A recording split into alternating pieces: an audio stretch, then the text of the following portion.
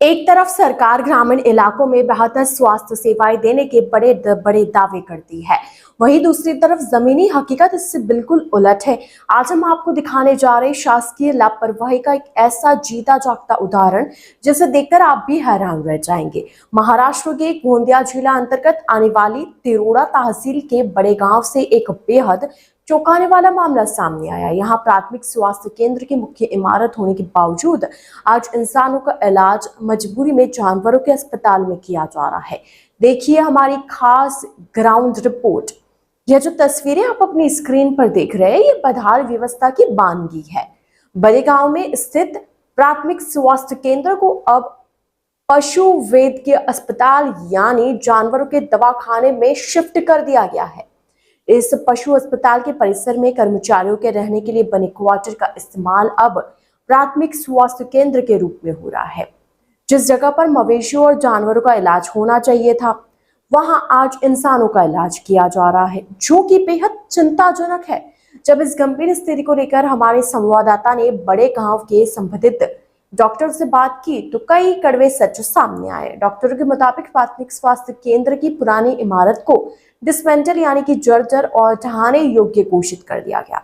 इस विषय में डॉक्टरों द्वारा पहले ही जिला परिषद सदस्य डामेश्वरी बाई बघेल को लिखित सूचना दी जा चुकी थी।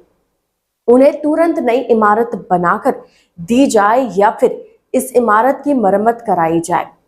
लेकिन इस पूरे मामले में सरकारी धन का जो दुरुपयोग हुआ है वह वाकई हैरान करने वाला है। जिस इमारत को प्रशासन ने जर्जर और बेकार घोषित कर दिया, उस घोषणा के ठीक 2 महीने ही पहले पूरी इमारत के फर्श यानी फ्लोरिंग का पूरा नया नवीनीकरण किया गया था। अगर इमारत को ढहाना ही था तो जनता के टैक्स के पैसों से या फिजूल खर्ची किसके इशारे पर की गई, यह एक बड़ा सवाल है। मौजूदा स्थिति यह है कि बड़े गांव की इस पुरानी इमारत का उपयोग मरीजों के लिए नहीं बल्कि केवल कर्मचारियों के वाहनों को खड़ा करने यानी कि पार्किंग लॉट के रूप में किया जा रहा है। इतना ही नहीं, सरकारी संपत्ति की सुरक्षा को लेकर भी भारी लापरवाही बढ़ती जा रही है। इमारत के आसपास बड़े पैमाने पर पेड़ों की कटाई की जा रही है और प्राकृतिक कारणों के साथ साथ कुछ व्यक्तिगत स्वार्थ के चलते इस इमारत को जानबूझकर डैमेज पहुंचाया गया है। इस तोड़फोड़ और सरकारी पैसों की बर्बादी के पीछे किसका हाथ है, इसकी निष्पक्ष जांच होना बेहद जरूरी है। लंबे समय से बड़े गांव के ग्रामीणों को एक नए और सुसज्जित अस्पताल की दरकार है। जिला परिषद सदस्यों को सूचना देने के बावजूद अब तक प्रशासन ने इस और गंभीरता क्यों नहीं दिखाई, यह बड़ा सवाल है। अब देखना यह होगा कि प्रशासन इस और कब ध्यान देता है और क्या इस वित्तीय गड़बड़ी की जांच होगी। इस न्यूज पर आपकी क्या है राय, कमेंट करके जरूर बताएं। साथ ही ITN नेशनल को सब्सक्राइब जरूर करें ऐसे ही न्यूज अपडेट्स के लिए। पशुवैद्यकीय हॉस्पिटल वडेगाव इथं सर, आपण मेडिकल ऑफिसर आहात। पशु दवाखान्यात माणसाचे उपचार करणे किती पट योग्य वाटतं तुम्हाला? आता पहा, इथं जे PSC ची मेन बिल्डिंग आहे, वास्तविकतेत तुम्ही या ठिकाणी पशुवैद्यकीय हॉस्पिटलमध्ये आहात का? नाही, तुम्ही आता पशुवैद्यकीय बिल्डिंग मध्ये नाही आहात? पशुवैद्यकीय बिल्डिंग मध्ये आहोत, पण आम्ही माझा प्रश्न आहे सर, तुम्ही पशुवैद्यकीय बिल्डिंग मध्ये कोणाचे उपचार करतात? माणसाचे. पशुवैद्यकीय बिल्डिंग मध्ये माणसाचे उपचार होणे इतकी लाजिरवाणी गोष्ट आज माणसावर आलेली आहे, हे किती पट योग्य आहे? तुम्हाला काय वाटते, माणसाचे उपचार पशुवैद्यकीय दवाखान्यात होणे गरजेचे होता किंवा या परिस्थितीत पशूंचा उपचार कोणत्या ठिकाणी करावा हा प्रश्न तुमच्या समोर उभा झाला नाही का? तुम्ही या विषयावर तुमच्या वरिष्ठ अधिकाऱ्यांशी केव्हा बोलले होते? आमचे जे इंचार्ज होते गणवीर सर, त्यांनी बोललं आहे जे आपली टीम असते इथं जिल्हा परिषद मेंबर्स उमेश्वरीबाई बघेले आहेत, त्यांच्यासोबत पण बोलणं झालं आहे, ते पण ट्राय करत आहे। मी हे तुम्हाला विचारत होतो, तुम्ही या आधी या विषयावर कोणाशी पेपरवर बोलले आहेत का की प्रेसवर बोलणं झालं नाही? पेपर बाय पेपर कोणाला तुम्ही लेटर मध्ये किंवा रायटिंग मध्ये दिलाय की बाबा मला वैद्यकीय हॉस्पिटलची गरज आहे, आम्ही पशुवैद्यकीय दवाखान्यात आहोत, आम्हाला गरज आहे आणि आमची जी त्याच्या रिटर्न मध्ये तुम्ही आतापर्यंत कुठे कंप्लेंट किंवा मागणी केली आहे का? मागणी झाली आहे, आमची शासनाला मागणी झाली आहे, DHO कडून पण मंत्रालयाकडे पण गेलं आहे सर्व, पण कसं आहे की वेळ लागत आहे। म्हणजे डिस्मेंटल बिल्डिंग आहे, आमची बिल्डिंग जोपर्यंत बनत नाही तोपर्यंत मी तुमच्या बिल्डिंगची 6 चौकशी केली आहे। तुमच्या परिसरात माझं नाव मेघा दुष्यंत शंभरकर. मी उपकेंद्र वडेगाव म्हणजे प्राथमिक आरोग्य केंद्र वडेगाव अंतर्गत उपकेंद्र वडेगाव येथे कार्यरत आहे.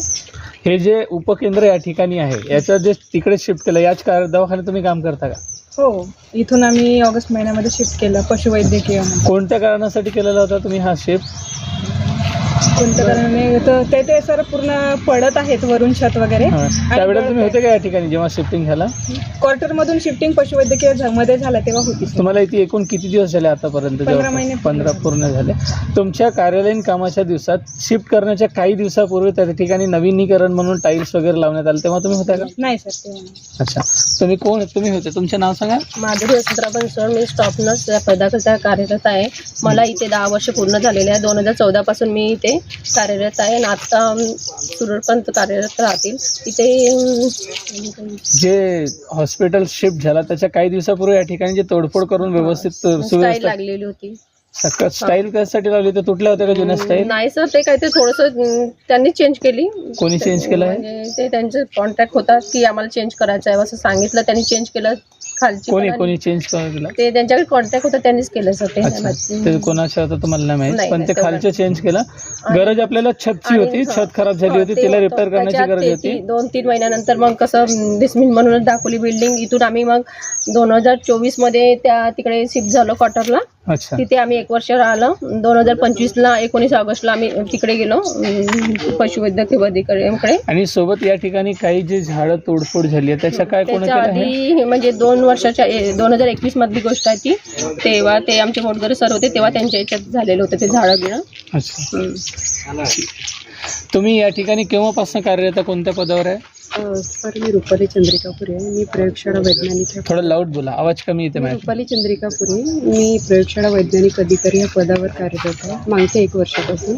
ठीक आहे. तुम्हाला त्या ठिकाणी काम करणं सोय सुविधा बरोबर आहेत का? त्या ठिकाणी तुम्हाला जमते का काम करायला? इथल्यापेक्षा सुविधाजनक आहे का ती व्यवस्था? सुविधा म्हणता नाही तर ठीक आहे. म्हणजे सुविधाजनक आहे का? तुम्ही एका पशु वैद्यकीय ठिकाणी ज्या ठिकाणी जनावरांचा उपचार केला जायला पाहिजे त्या ठिकाणी माणसाच्या उपचारासाठी तुम्ही तिथं बसलात, हे कितीपत योग्य वाटतंय? ठीक वाटते सर. म्हणजे चांगलं वाटतं माणसाच्या ठिकाणी? कम्फर्टेबल आहे. जनावरांच्या ठिकाणी माणसांना उपचार देणं कम्फर्टेबल? एवढं ठीक नाही वाटत, पण आता ऑप्शन नसल्यामुळे आम्हाला ऍडजस्ट करावंच लागेल. ओपीडी किती होती? आता ओपीडीच्या वेळ किती आहे? तुम्ही ओपीडी घेत नाही चाल कदाचित. तुमच्या ठिकाणी जे मेडिकल ऑफिसर कोण आहेत? साहेब यावर ठेवतो 1 मिनिट. 8:30 वाजतापासून तर 1 वाजतापर्यंत कमीत कमी आमची ओपीडी असते. 100 ते 125 असतात. सोमवारी आणि बुधवारी आमचं रशचं असते. त्या दिवशी आम्हाला खूप प्रॉब्लेम जातो आहे. आमचे एका दिवशी ECGचे पेशंट 5 असतात आणि आम्हाला म्हणजे जे आम्हाला OPD काढतात त्यावेळेस पण प्रॉब्लेम जातो, इंजेक्शन लावायच्या वेळेस आणि ECG करायच्या वेळेस. आणि अजून आम्हाला इंट्राकॅटचे पेशंट, सलाईनचे पेशंट, आम्हाला ती म्हणजे कसं सुविधा म्हणजे वाटत नाही की ते योग्य नाही वाटत की आम्ही काम करत आहे, पण आम्हाला कसं ती पेस छोटी पडत आहे. क्वार्टर म्हटलं की छोटीच असतात, पण ते आमच्या लाईक नाही वाटत, कारण की आम्ही मोठ्या पेसमध्ये काम करू नये ना. आमचे पेशंट IVचे पेशंट 5 असतात, पण आता आम्हाला पेशंट जर म्हणत आहे लूज मोशनचा आहे तर आम्हाला सलाईन लावावं लागते. त्यावेळेस आम्हाला त्या पेशंटला सलाईन लावायची 2 बेड असल्यामुळे आम्हाला सलाईन लावता पण नाहीत, काही नाही. ते कम्फर्टेबल नाही वाटत आमच्यासाठी. अच्छा, या ठिकाणी तुम्ही जेव्हा उपचार करता रुग्णांवर तुम्हाला कोणत्या अडचणीचा सामना करावा लागत आहे सध्या? अडचणी जसं सिस्टरांनी सांगितलं, सेम स्पेस कमी आहे.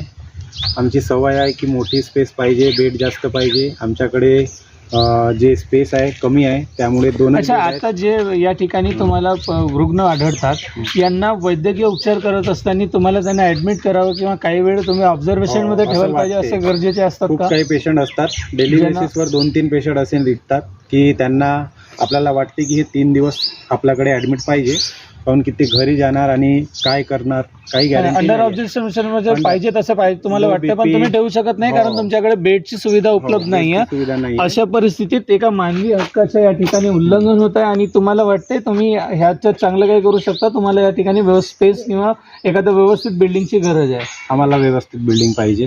ठीक, मागच्या काही दिवसापासून या ठिकाणी ह्या गोष्टी प्रॉब्लेमॅटिक आहेत. ठीक आहे. एक